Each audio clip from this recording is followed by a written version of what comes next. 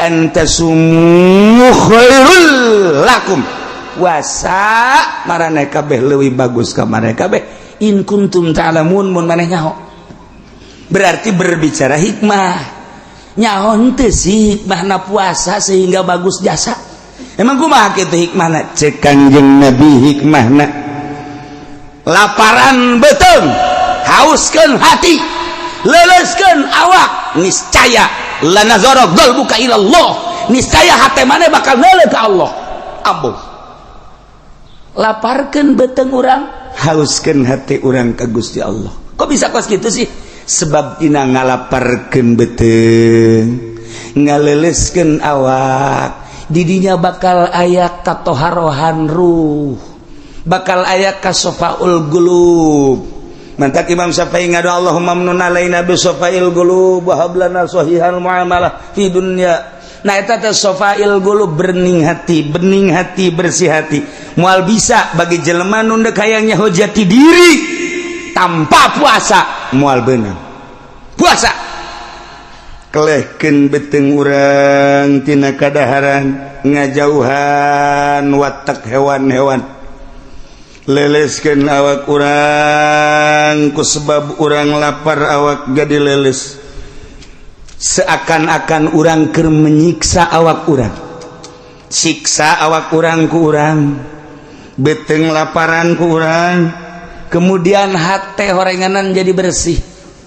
teu karasa ku urang teh hate teh jadi bersih aneh ruh jadi suci taharat ruh wasafail qulub nazara qalbuk ilallah ya Allah hate bakal neuleuh ka Allah wa antasumu khairul lakum puasa leuwih bagus ka aranjeun kabeh in kuntum ta'lamun mun maneh nyaho sebab naon dina ayat nu itu nage la'allakum tattaqun menawa anjeun takwa arti lagu naon puasa eta supaya jadi takwa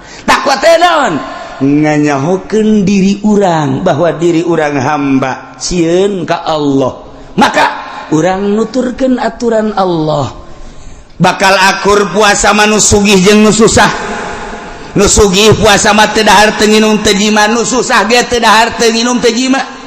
sugan aya perbedaan jang nu susah mah ti isuk-isuk ti subuh datang ka magrib jang nu sugih mah salantaran loba duit datang ka lohor bae jang teu akur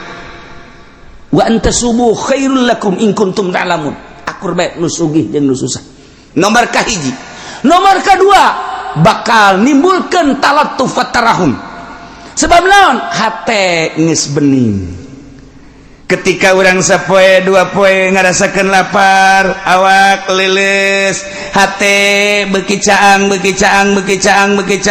roh beuki bersih neuleuh urang ka jelema nu susah bari mikir horenganan lapar teh kos kieu mana teuing batur anu terus-terusan lapar timbul talattuf tarahum hayang mere nu matak jelema nu boga di bulan puasa mah sapelit-pelit dan nu sugih tetep bae sapelit-pelit anu boga tetep bae aya merena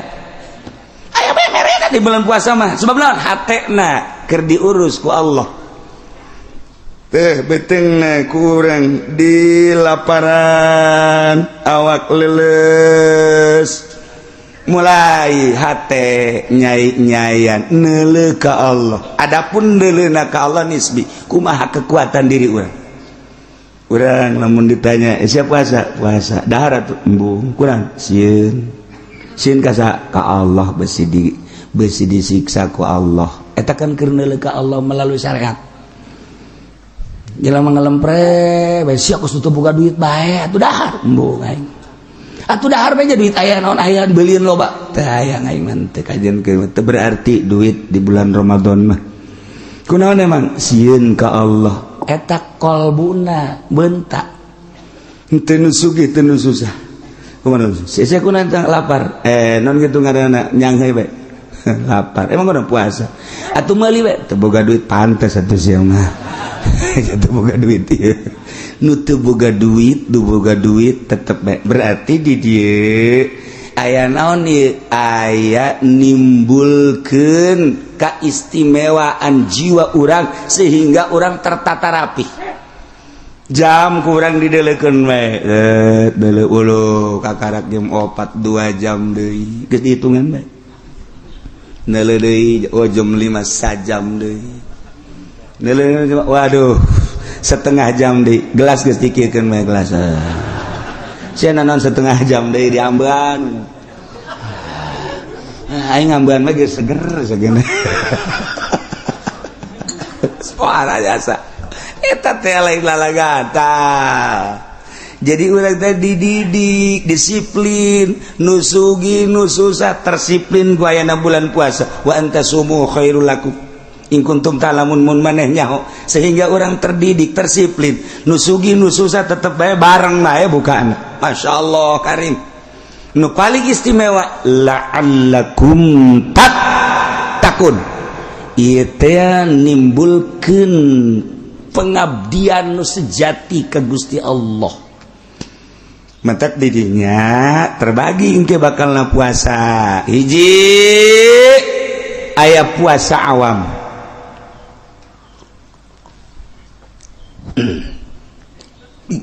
Puasa awam teh hartina puasa sakumaha tadi.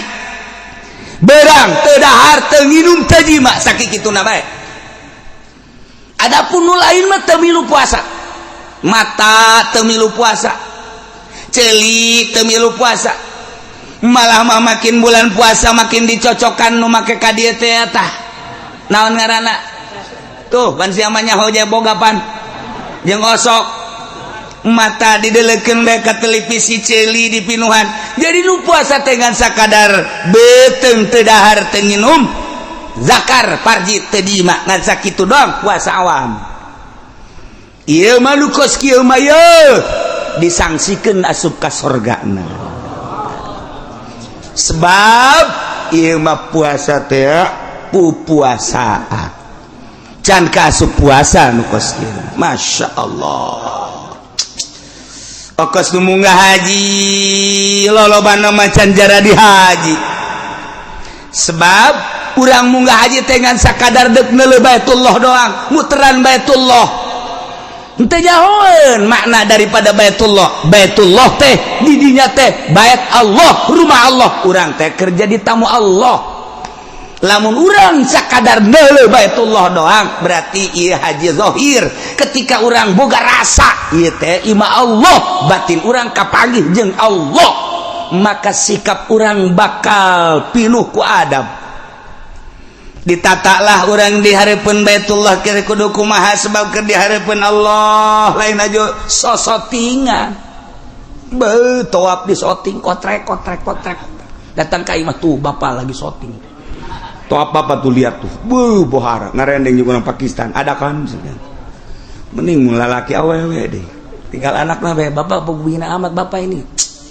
masa top sama awal orang lain iya bapak hebat ini jangan mah kur top kekikian